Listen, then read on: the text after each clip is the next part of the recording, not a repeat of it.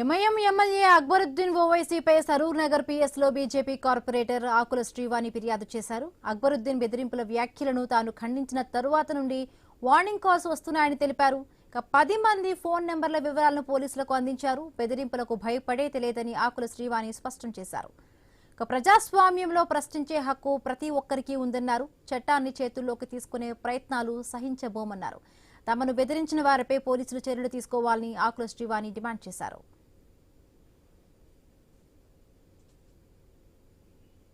సార్లు ఎంపీగా గెలిచిన వ్యక్తి, తన తరతరాల నుంచి కూడా వాళ్ళు అక్కడ ఉన్నారు, అధికారంలో ఉన్న వ్యక్తి అలా మాట్లాడొద్దు. తను దాన్ని ఏదో కొట్టేయాలి, నో అబ్జెక్షన్ అనో లేకపోతే నో ఆన్సర్ అనో ఏదో మాట్లాడాలి. మీ మహిళలకు ఇంట్లో పని పాట లేదు, మీ ఇంట్లల్లో మీకు సింబల్లు లేవు కాబట్టి వచ్చి ఇలా మాట్లాడుతున్నారు అని చెప్పనడం నాకు నచ్చలేదు. మళ్ళా ఇంకొక ప్రశ్న అడగంగానే అరే పతంగి గురించి పదే పదే ఎందుకు మాట్లాడుతున్నారు, మా అక్బరుద్దీన్ నా తమ్ముడు చాలా హ్యాండ్సమ్ గా ఉంటాడు, వీళ్ళకాలంటే మొహబ్బతు ప్రేమ అని చెప్పి మాట్లాడాడు. అందుకని నేను ఒక స్టేట్మెంట్ ఇచ్చాను. నేనేమన్నాను, అక్బరుద్దీన్ నీకు హ్యాండ్సమ్ గా అనిపిస్తే పంది నాకు హ్యాండ్సమ్ గా అనిపిస్తుంది. రెండు separate thing. I don't compare anyone. దానికోసం అని చెప్పి కొంతమంది ఏదో ఫోన్లు చేసి నన్ను పదే పదే అట్లెట్లా మాట్లాడతావు ఇట్లెట్లా మాట్లాడతావు అంటే నేను ఒకటే అంటున్నా, నేను ముస్లింల గురించి తప్పుగా మాట్లాడలే, ఇస్లాం గురించి నేను తప్పుగా మాట్లాడలే. ఎంఐఎం చేసిన తప్పులు వాళ్ళ అహంకారాన్ని నేను ప్రశ్నించిన. ఎంఐఎం ఎమ్మెల్యే అక్బరుద్దీన్ ఓవైసీపై సరూర్ నగర్ లో పిఎస్ లో బీజేపీ కార్పొరేటర్ ఆకుల శ్రీవాణి ఫిర్యాదు చేశారు. రైట్, మనతో పాటు ఫోన్ లైన్ లో సిద్ధంగా ఉన్నారు ఆకుల శ్రీవాణి గారు. సో ఏం చెప్పదలుచుకున్నారు, మీకు ఏమని బెదిరింపు కాల్స్ వస్తున్నాయి, అసలు ఏం జరిగిందండి?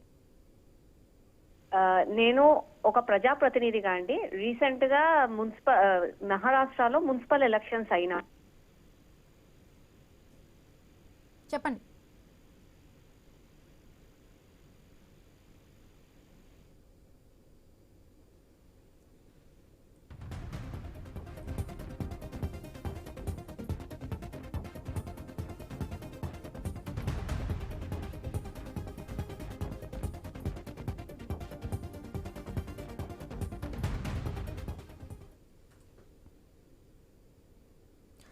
ఎంఐఎం ఎమ్మెల్యే అక్బరుద్దీన్ ఓవైసీపై సరూర్ నగర్ లో బీజేపీ కార్పొరేటర్ ఆకుల శ్రీవాణి ఫిర్యాదు చేశారు. అక్బరుద్దీన్ బెదిరింపుల వ్యాఖ్యలను తాను ఖండించిన తరువాత నుండి కూడా వార్నింగ్ కాల్స్ వస్తున్నాయంటూ కూడా ఆవిడ పిఎస్ లో ఫిర్యాదు చేయడం జరిగింది. రైట్, అసలు ఏం జరిగింది తెలుసుకునే ప్రయత్నం చేద్దాం.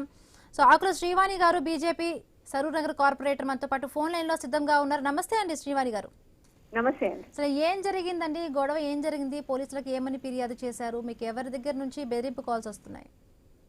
నాకు ఒక 2 days నుంచి అండి కంటిన్యూస్ గా కాల్స్, డే అండ్ నైట్ తేడా లేకుండా కాల్స్ చేసి మీరు ఎక్కడ ఉంటారు, నువ్వేం మాట్లాడుతున్నావు, నీ పని చేస్తాను, నీ పని చెప్తాను, ధమ్కీలు ఇవ్వడం అనమాట.